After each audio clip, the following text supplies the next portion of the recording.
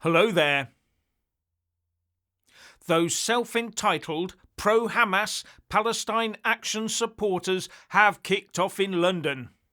Now let's see some hefty prison sentences being meted out.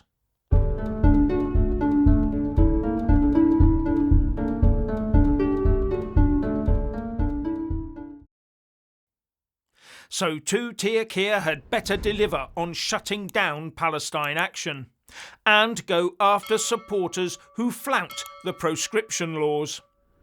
Because today we saw pro-Palestine Action supporters clashing with the police in Trafalgar Square, while the Home Secretary Yvette Cooper busied herself in Parliament banning or proscribing Palestine Action. But those self-entitled protesters who think their virtue signalling allows them to support those anti-UK vandals decided that a bit of argy-bargy with the police was in order. It is now time for real tough action against those disgraceful people. Or is tough action only reserved for the far right? And I ask that because I can see no indication of the use of riot gear by the police today, or pepper spray, or dogs and horses, nor anything that suggests they had those in reserve and ready to go. And I heard no hint that they were kettled in by police as soon as they started their shenanigans, so that any perpetrators could be carefully identified and extracted by snatch squads like they did with the so-called far-right riots.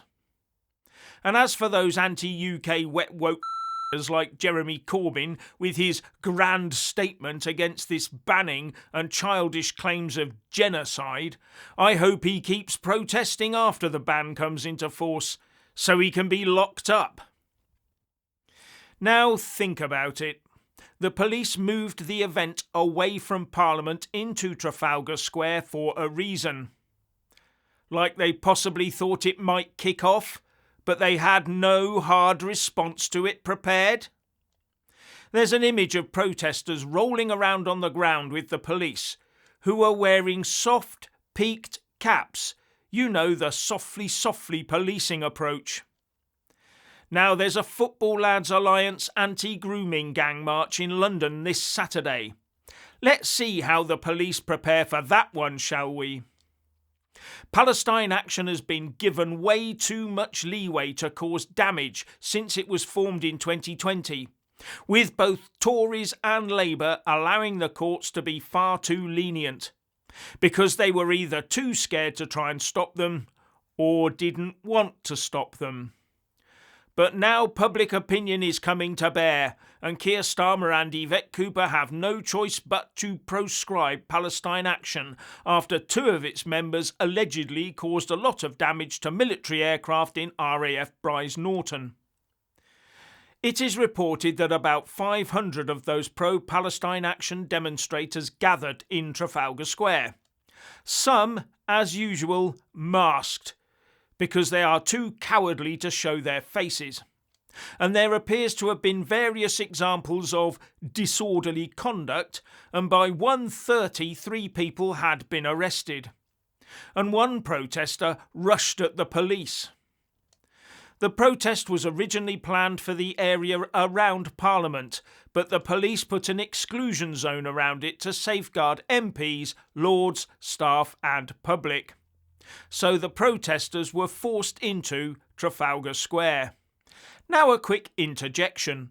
Please like, subscribe and comment away below, and become a channel member to get more content like this for less than the price of a pint in a London pub per month by clicking on the join button or following the link in the descriptions box below on a laptop or desktop computer. Now, on the arrests at this pro-Palestine Action demonstration, the Met said on social media that officers entered the crowd to speak to 3 people, but were surrounded by other protesters, some of whom used force to attempt to free those being detained. 2 were arrested for obstruction. A 3rd arrest was made earlier for a racially aggravated public order offence. Protesters also blocked the road at the junction of Charing Cross Road and Duncannon Street, but the Met said that Public Order Act conditions have been imposed, requiring them to move out of the road and onto the North Terrace of Trafalgar Square.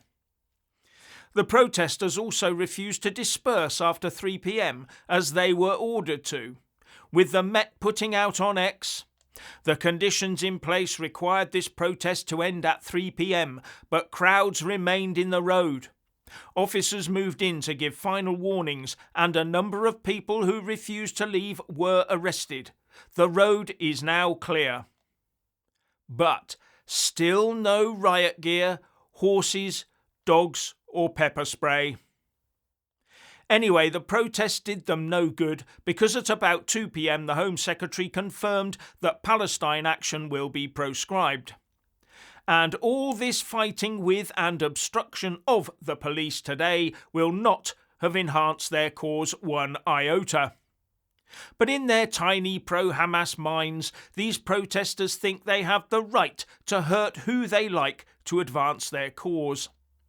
And some may be hoping to sway a future jury over to their way of thinking with the help of a lefty barrister and judge, and then get off scot-free. Now, despite the government starting the process to ban Palestine Action, it will not be an immediate ban. The legislation to ban the group will not be laid in Parliament until June the 30th. That's next Monday. And then both MPs and Lords have to vote on it. So we're told the ban should be in place by Friday the 4th of July. So one supposes these people will be free to protest against the ban and openly support Palestine Action right up until that time, including next Saturday. Now, the Met Police Chief Mark Rowley said last night that he was shocked and frustrated that this protest would go ahead today. "I'm sure many people will be as shocked and frustrated as I am to see a protest taking place tomorrow in support of Palestine Action," he said yesterday. "This is an organised extremist criminal group whose proscription as terrorists is being actively considered.